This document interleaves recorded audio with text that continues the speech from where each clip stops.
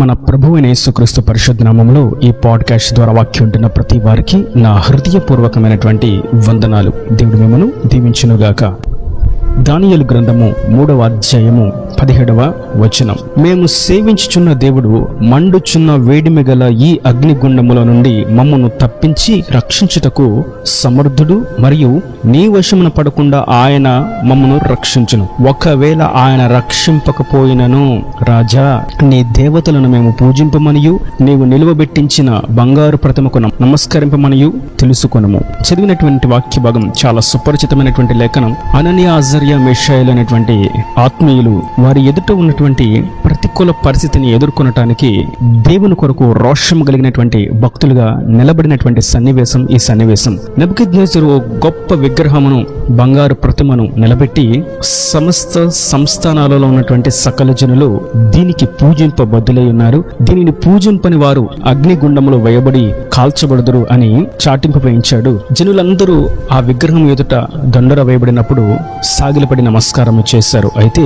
అననీయ అజర్యా మీషాయేలు అనేటువంటి ముగ్గురు మాత్రం ఆ ప్రతిమకు మొక్కక సాగిలపడకయు ధైర్యంగా రోషముగా దేవుని నామము నిమిత్తం నిజమైనటువంటి భక్తులుగా నిలబడ్డారు. ఈ నిలబడినటువంటి సన్నివేశంలో నెబుకద్నెజరు సమస్త జనులు సాగిలపడినప్పుడు మీరెందుకు సాగిలపడట్లేదు, మీరు సాగిలపడినట్లయితే మిమ్మల్ని అగ్నిగుండములో వేస్తానని తెలియజేసినప్పుడు అననీయ అజర్యా మీషాయేలు పలికినటువంటి ఒక అద్భుతమైనటువంటి మాట, రాజా, నేను ఆరాధిస్తున్నటువంటి మా దేవుడు ఈ అగ్నిగుండంలో నుండి మమ్మల్ని తప్పిస్తాడు.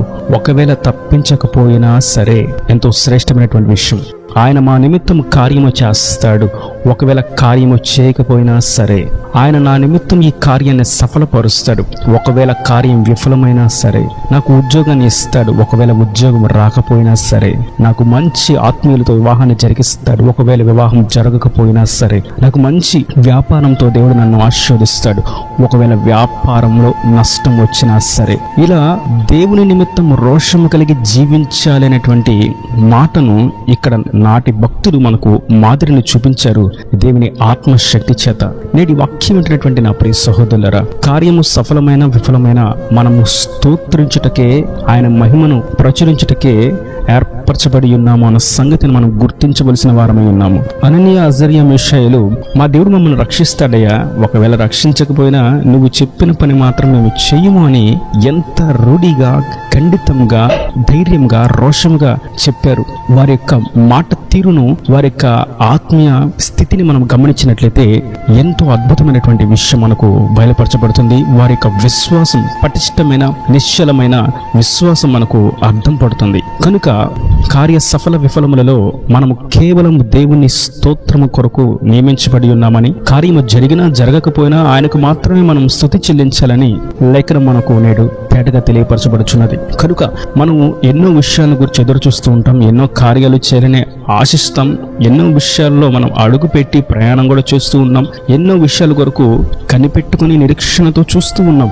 అయితే వాటన్నిటిని దేవుడు ఖచ్చితంగా శక్తి కలిగిన వాడు. ఒకవేళ అవి మన కొరకు జరగకపోయినప్పటికీ మనం కేవలం ఆయనను మాత్రం స్తుతించాలని, స్తుతితోనే మన యొక్క ఆత్మీయ యాత్రను కొనసాగించాలని నేడు మనం తెలుసుకునవలసిన వారమై ఉన్నాము. ఇదే మాటను మనం దానియేలు కూడా మాట్లాడడం మనం చూస్తాం. అది 6వ అధ్యాయము 10వ వచనం. ఇట్టి శాసనము సంతకము చేయబడినని దానియేలు తెలుసుకునినను అతడు తన ఇంటికి వెళ్లి యథాప్రకారంగా అనుదినము ముమ్మారు మోకాలను తన ఇంటి గదిపైకి కిటికీలు యెరూషలేము తట్టునకు తెరవబడి ఉండగా తన దేవునికి ప్రార్థన చేయుచు ఆయనను స్తుతించుచూ వచ్చెను.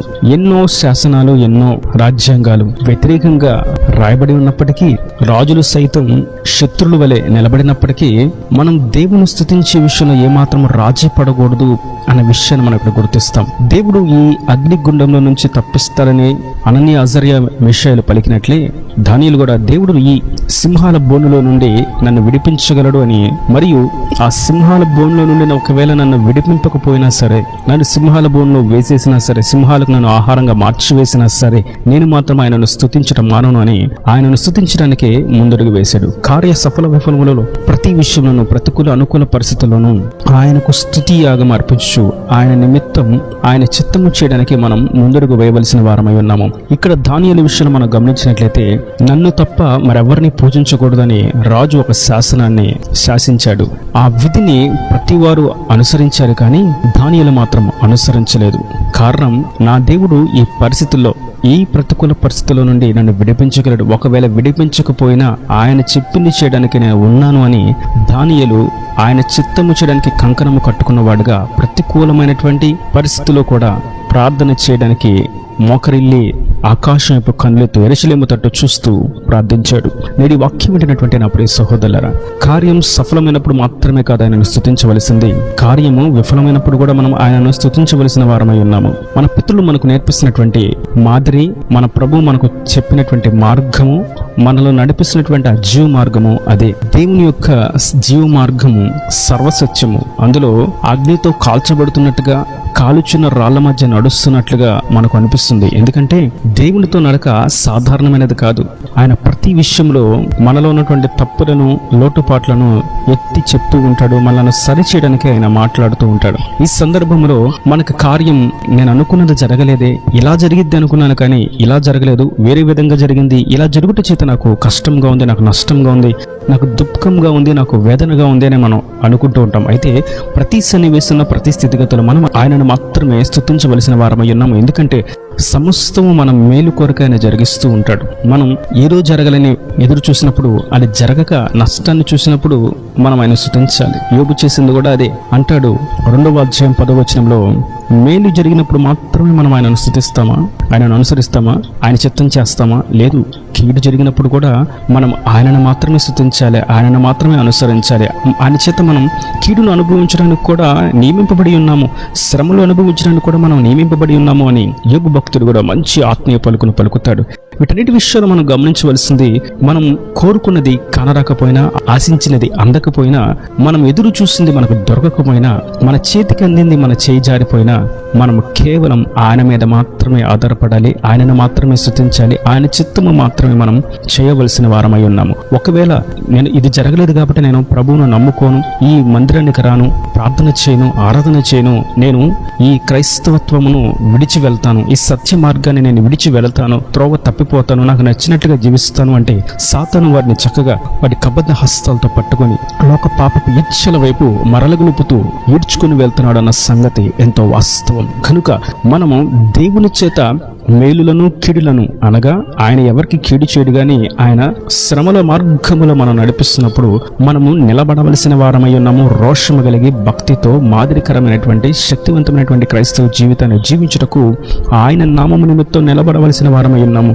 అననీయ, అజర్యా, మేషాలు చేసింది ఏది? వారు నిలబడ్డారు, కీడులో నిలబడ్డారు, శ్రమలో నిలబడ్డారు, శోధనలో నిలబడ్డారు. దానియేలు సైతం అంతే, యోబు అంతే, అబ్రహాము అంతే, మోషే అంతే, అపోస్తలులు అంతే, యోహాను అంతే. ప్రతి జనాంగం, మన పితరులు, ఆత్మీయులు, వారు దేవుని చిత్తము కొరకు నిలబడ్డారు, దేవుని చిత్తము చేయడానికే అడుగు వేశారు, దేవుని చిత్తము కాని ప్రతి దాని కొరకు నిలిచిపోయారు. ఆయన చిత్తము కాని ప్రతిదీ అసహ్యించుకుంటూ ఆ స్థితిని విడిచిపెట్టి దేవుని వైపుకు తిరిగి చూస్తూ సాగిపోయారు. అందుకే వారి యొక్క జీవితాలు మాదిరికరంగా, తేజోమయంగా నేటికి తేజరిల్లుతూ ఉన్నవి. కనుక ఈ వాక్యం ఉంటున్నటువంటి నా ప్రియ సహోదరులారా, మనకు ఉద్యోగం ఉన్నా, వ్యాపారం ఉన్నా, ఆర్థికంగా బలపడిన, ఆశీర్వదింపబడిన, వ్యాపారం వృద్ధి నొందిన, లాభాలు వచ్చిన, లేదా వీటన్నిటిలో మనం ప్రతికూలంగా నష్టాలను అనుభవిస్తూ, అనారోగ్య పరిస్థితుల్లోనూ, ఉద్యోగం లేక ఆర్థికంగా నలపబడుతూ ఉన్నటువంటి ప్రతి ప్రతికూలమైనటువంటి పరిస్థితుల్లో కూడా మనం ఆయనను మాత్రమే స్తుతించాలి. ఎందుకంటే ఆయన ఈ ప్రతికూలమైన పరిస్థితుల్లో మనలను విడిచిపెట్టువాడు కాదు.